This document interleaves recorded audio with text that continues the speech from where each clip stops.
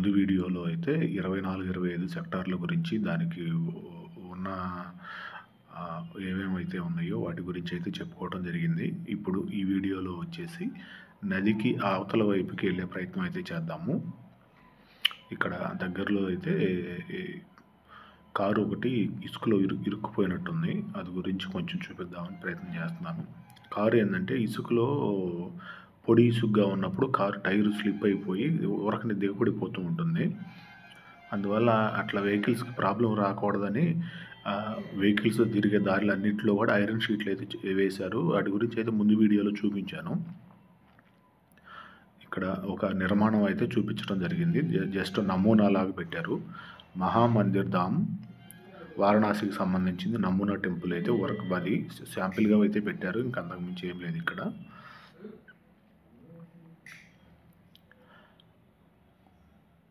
మనం ఇప్పుడు వెళ్ళే వంతెనల గురించి చెప్పుకోవాలనుకుంటే టెంపరీ వంతెనలు అయితే ఇప్పుడు 24, 25 సెక్టార్లకు సంబంధించి నదిని క్రాస్ చేయడానికి 6 వంతెనలు అయితే ఏర్పాటు చేశారు.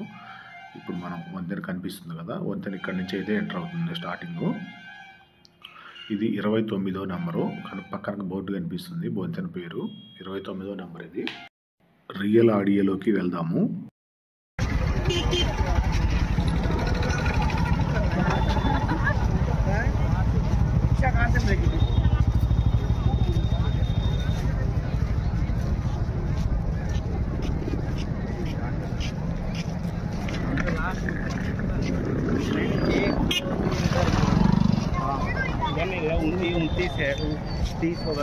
बहुत मजबूत का टूल है, बहुत भारी का आयरन के ना डायमंड उड़ा देगा, डायमंड उड़ा देगा तो कलर में ला की तरह बड़ा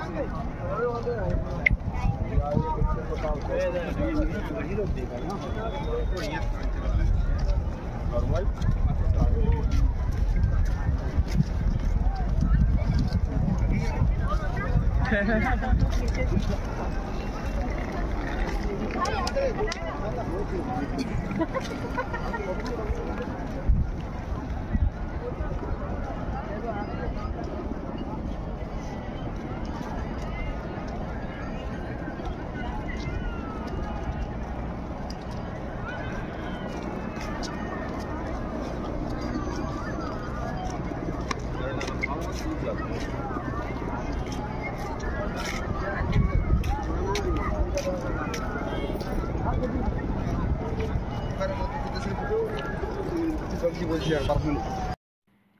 ఈరోజు ఆదివారము ఫిబ్రవరి 9వ తారీఖు. జనం చూడండి ఎంతమంది ఉన్నారు, భక్తులు. అసలు బ్రిడ్జి ఖాళీ లేకుండా అయితే నడుస్తున్నారు. ఈ మధ్యలో వచ్చే వెహికల్స్ కూడా అయితే వస్తున్నాయి. ఇది మామూలుగా 29వ నెంబరు బ్రిడ్జి అనేది అటువైపు నుంచి ఇటువైపు వచ్చే వాళ్ళకి. దీని గురించి తర్వాత చెప్పుకుందాము. ఇప్పుడు మనకు పెద్ద ట్యాంకర్లు అయితే కనిపిస్తుంది కదా, ఇలాంటి ట్యాంకర్లలో ఒక 4-5 జాయింట్గా చేసి వీటిని వరుసగా పేర్చి కింద అడుగున ఆ ట్యాంకర్లని వాటిని అంతా లైన్గా సర్ది వాటిపైన చెక్కలు లాంటివి, ఐరన్ షీట్లు లాంటివి వాటితోటి వేసి రైల్వే ట్రాక్లు లాంటివి అయితే ఉన్నాయో వాటిని ట్యాంకర్ల మీద పేర్చి వాటిపైన మళ్ళీ ఇసుక పోసి మెత్తదనం కోసం దాని మీద అయితే ఐరన్ షీట్లు వేసి ఇట్లా బ్రిడ్జిని అయితే నిర్మాణం చేశారు. పక్కన అటు ఇటు నడిచే వాళ్ళకి కానీ ఇబ్బంది లేకుండా ఫెన్సింగ్ మెస్సులు మాత్రం పోల్స్ ఏర్పాటు చేసి మెస్సులు అయితే ఏర్పాటు చేశారు. చాలా బాగా నచ్చింది. సాధారణంగా వాటర్ ఫ్లోటింగు ఇంతమంది భక్తులు స్నానాలు చేస్తున్నారు కదా, నీరు పారుదల ఉందా లేదా అని అనుకుంటారని నేను నీరు పారుదల గురించి కూడా అయితే చూపించే ప్రయత్నం అయితే చేశాను. నీరు పారుదల అయితే బ్రహ్మాండంగా ఉంది. ఇది పూర్తిగా గంగా యమున సరస్వతి సంగమం జరిగి పూర్తిగా అయిపోయిన తర్వాత ఇది పూర్తిగా దాదాపు సంగమం దగ్గర నుంచి నేను ముందు వీడియోలో ఏదైతే చూపించానో అక్కడి నుంచి సుమారు ఇది 3 కిలోమీటర్ల దూరం అయితే ఉంటుంది.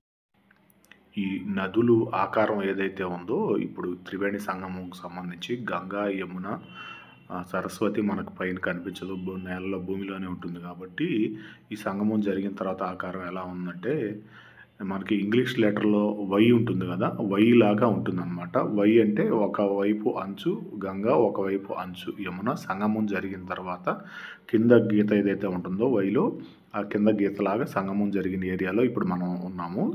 ఈ సంగమం జరిగిన ఏరియాలో బ్రిడ్జిలు కూడా కాలినడక వంతెనలు, టెంపరీ బ్రిడ్జెస్ ఒక మనకి ఇప్పుడు 24, 25 సెక్టార్లో అయితే 26వ నంబర్ దగ్గర నుంచి 30వ నంబర్ దాకా కాలినడక వంతెనలు అయితే ఉన్నారు.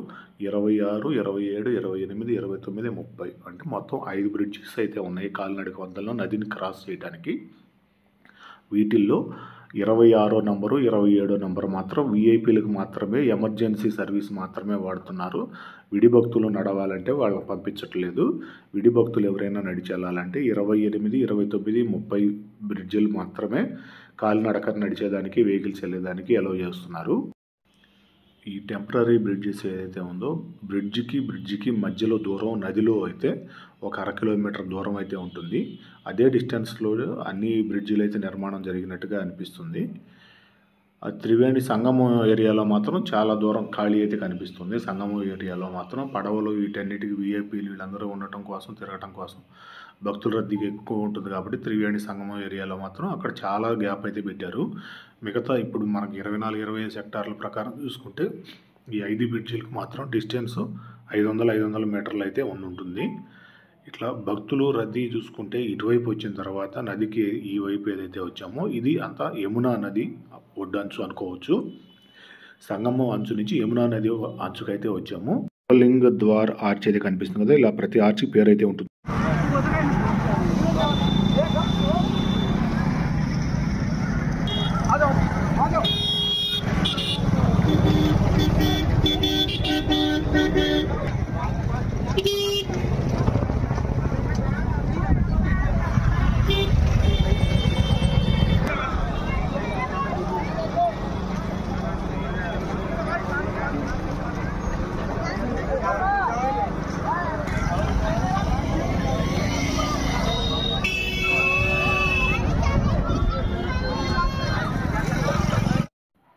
మనకి కనిపించే ఏరియాని మొత్తాన్ని కూడా జూసీ ఏరియా అంటారు. జూసీ ఏరియా అనేది అంతకుముందు ఉన్న పాత పేరే, ఇప్పుడు ఈ టెంపరీగా పెట్టిన పేరైతే కాదు. ఈ జూసీ ఏరియాలోనే ప్రధానమైన సెక్టార్స్ అన్నీ కూడా ఇటువైపే ఉంటాయి. ఇటువైపు ఎంత ఏరియా ఉందంటే అది మనం ఖచ్చితంగా కొలత వేసి చెప్పలేనంత ఏరియా, చాలా పెద్ద ఏరియా అయితే ఉంది. నేను అన్ని వివరించలేను, కొన్ని ముక్కలుగా చూపిస్తాను. ఇప్పుడు ప్రస్తుతానికి పంజాబ్ రాష్ట్రానికి సంబంధించిన వారిది అన్నదానం అయితే జరుగుతుంది. నేను అక్కడ పంజాబ్ వాళ్ళది అంత బాగుంటుంది కాబట్టి నాకైతే చాలా బాగా నచ్చుద్ది. వాళ్ళ వెరైటీస్ అన్నీ కూడా చాలా బాగుంటాయి. ఒకసారి అన్నదానం గురించి ఏం చేస్తున్నారు, ఏం పెడుతున్నారని చూద్దామని వెళ్ళాను తినడానికి. పెట్టారు 2 రకాల కర్రీస్ పెట్టారు. పప్పు, చిక్కుడుకాయ కర్రీ లాంటిది పెట్టారు, స్వీట్ పెట్టారు, జిలేబీ పెట్టారు. ఇక తినడానికి రోటీలు ఎక్కువ వాడుతుంటారు కాబట్టి రోటీలు పెడుతుంటారు. మన రైస్ అయితే ఉండదు. పంజాబీ రోటీస్ బాగుంటాయి, నేను బాగా తిన్నాను. ఇబ్బంది అంతా బాగా రుచిగా అనిపించింది. కాకపోతే అక్కడ ఏంటంటే వాళ్ళు చెప్పిన రూల్స్, గైడెన్స్ ఏదైతే ఉందో దాన్ని ప్రకారం ఫాలో అవుతుండాలి. క్రౌడ్ ఎక్కువగా ఉంటుంటుంది కాబట్టి వాళ్ళు ఎలా ప్లేట్లు ఎలా తీసుకోవాలి, ఎలా కూర్చోవాలి, ఎలా భోజనం చేయాలి అనేది వాళ్ళు చూపించే నియమాలను బట్టి అనుసరించుకొని చేసుకుంటే బాగుంటుంది. హార్దిక్ స్వాగత్ అని బోర్డు కూడా పెట్టారు పంజాబ్ వాళ్ళది, చాలా బాగా అయితే అనిపించింది. ఇలాంటి అన్నదానాలు బోల్డ్ అని అయితే ఉన్నాయి. దాదాపు ప్రతి సత్రానికి సంబంధించి, ప్రతి మందిరాలకు సంబంధించి, ప్రతి స్టేటుకు సంబంధించి, ప్రతి స్టేట్లో కూడా వేరు ఆశ్రమాలకు సంబంధించిన వారి బోల్డ్ అని అయితే ఉన్నాయి. మీరు వెళ్ళే దారిలో ఎక్కడైనా భోజనం కనపడితే ఎక్కడైనా తినొచ్చు. కులమత భేదాలు అసలే ఉండవు. వాళ్ళ శక్తిని కొలది వాళ్ళు పెట్టదలుచుకున్న ప్రసాదం, ఆహారం, వాళ్ళు పెట్టాలనుకున్న వెరైటీస్ అయితే పెడుతుంటారు. మనం ఏదైనా తినొచ్చు, తప్పేం లేదు. ఆకలితో ఉండటం కంటే ఏదో ఒకటి పొట్ట నింపుకోవటం మంచిది. అందుట్లో ఎక్కువ నడిచే మార్గం ఉంటుంది కాబట్టి.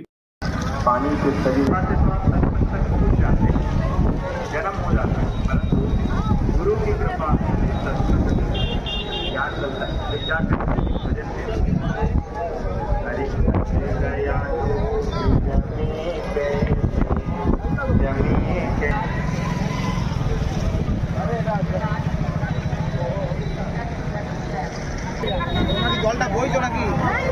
তাহলে তোমরা আমার সঙ্গে না যাবে, ও না যাবে, যেতে না যাবে, যেতে পারবে না।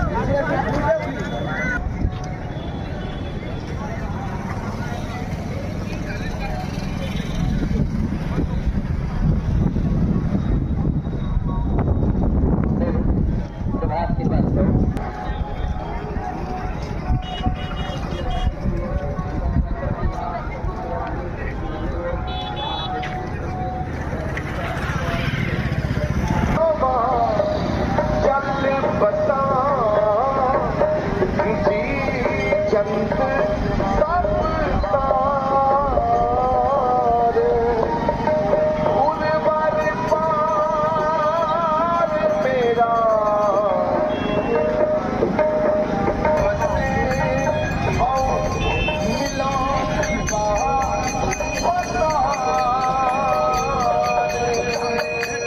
तेरा नाम बखर बन जा रन राम की तेरा नाम बखर बापा जी।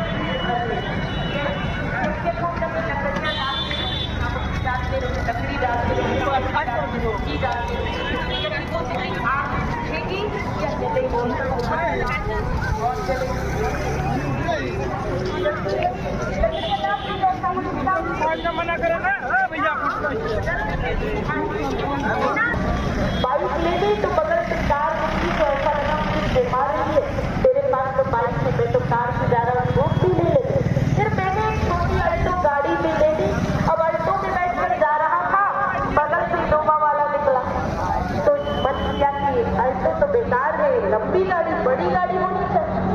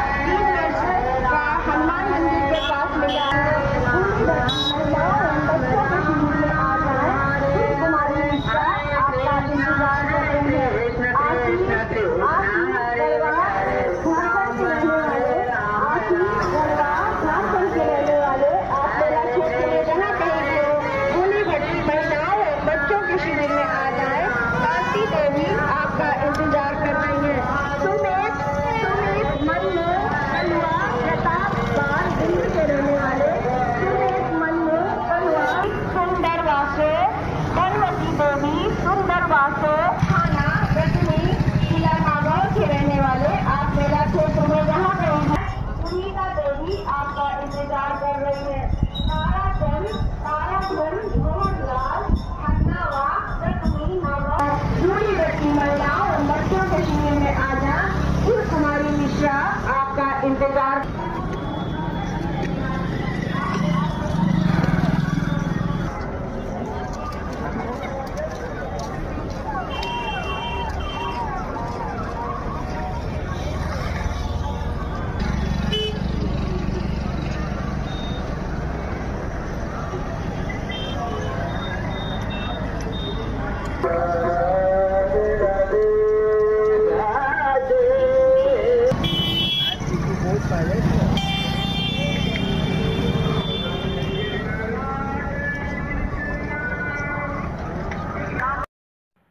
ప్రతి 4 రోడ్ల జంక్షన్ దగ్గర ఇలాంటి బోర్డులు అయితే ఉంటాయి ఫ్రెండ్స్.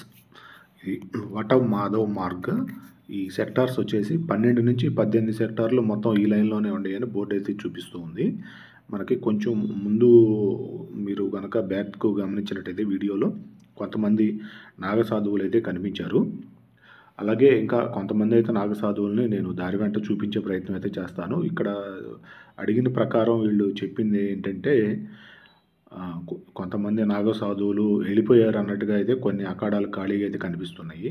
నాగసాధువులు ఉండే ఏరియాలని అఖాడాలు లేదంటే అకారాలు అంటుంటారు. ఇలాంటి అఖాడాలు చాలా అయితే ఖాళీ అయితే కనిపించినాయి నాకు. అట్లాగే కొంత వివరంగా చెప్పుకోవాలనుకుంటే నాగసాధువులు ప్రధానంగా స్నానం చేయాల్సిన రోజులు తొలి రోజులు ఏదైతే ఉన్నాయో ఆ రోజుల్లోనే స్నానం చేసి ఈ పౌర్ణమి టయానికి వెళ్ళిపోతారు అన్నట్టుగా అన్నారు. అందుకని ఇక అవకాశం ఉన్న వరకు చూపిద్దామనే ప్రయత్నం అయితే చేశాను. నాగసాధువులు దిగంబరులు అయితే కనిపిస్తున్నారు.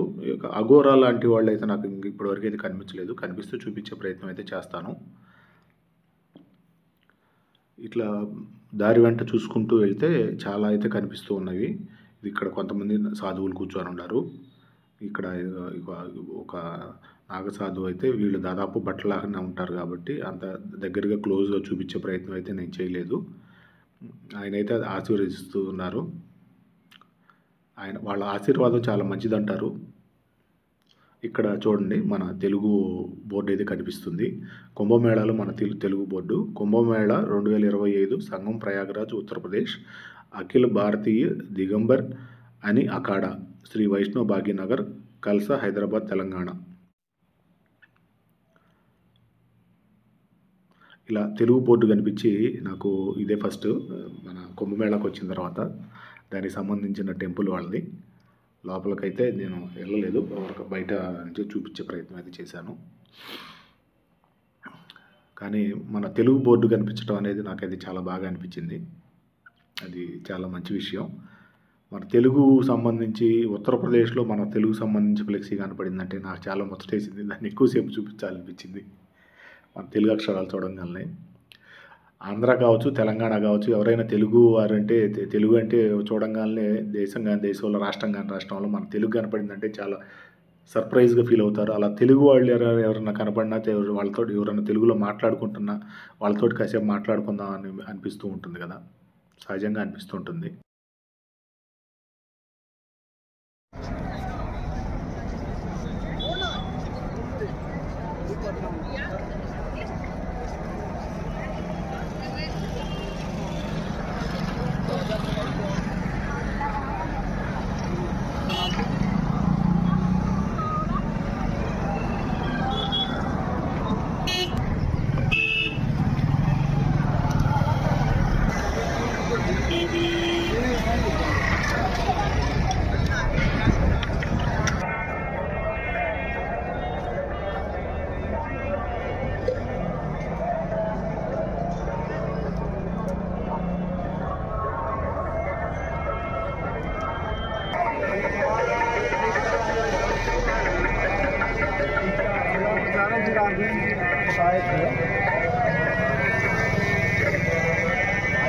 देखो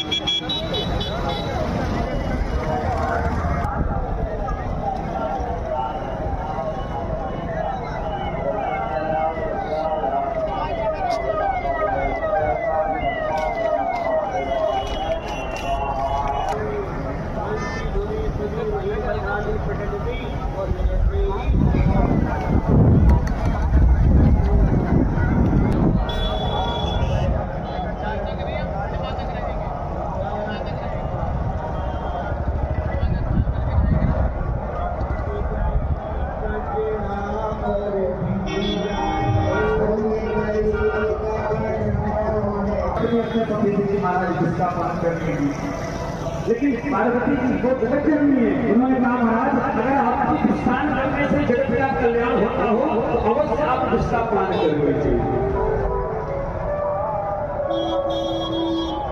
और आप वही कीजिए इसमें सबका कल्याण हो। भोलेनाथ ने कहा कोई बात नहीं, इससे पीने से अगर संपूर्ण सृष्टि का कल्याण होता है तो मैं इसको जरूर पान कर जाऊंगा। और लेकर के हाथ में विष लिया, जिसका कटोरा लेकर के पान करना प्रारंभ कर दिया। ततः कर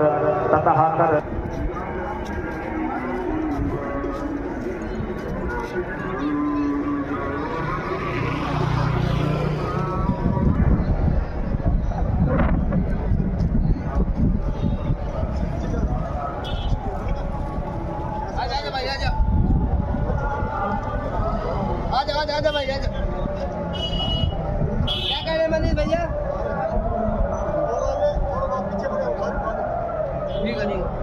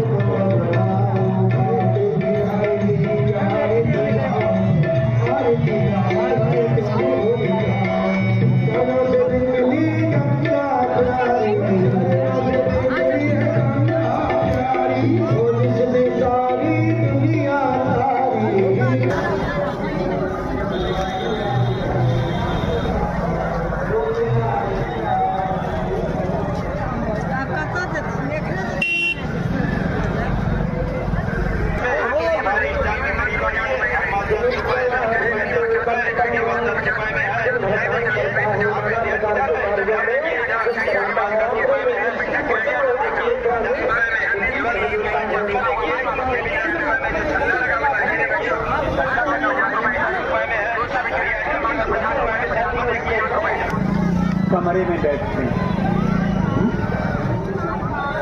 आसन लगा करके बैठते। यदि आसन कमजोर है तो फिर उसमें डल्लप गद्दा बिछा है ना, डल्लप गद्दा बिछा, पीछे जो है मटन लगा है।